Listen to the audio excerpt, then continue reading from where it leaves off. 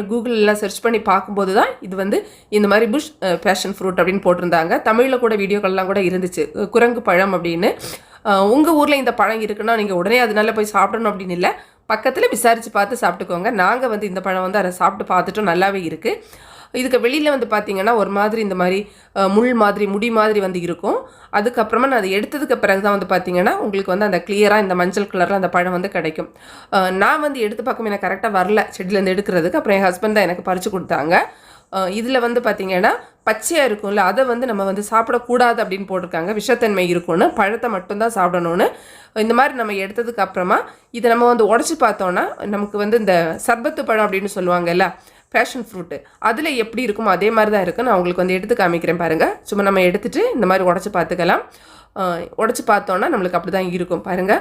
உள்ளால் வந்து நல்லா அந்த ஃப்ளஷியாக அப்படி இருக்கும், சீட்ஸோடு சேர்ந்து இருக்கும். அதை வந்து சில பேர் என்ன பண்ணுவாங்கன்னா அப்படியே சும்மா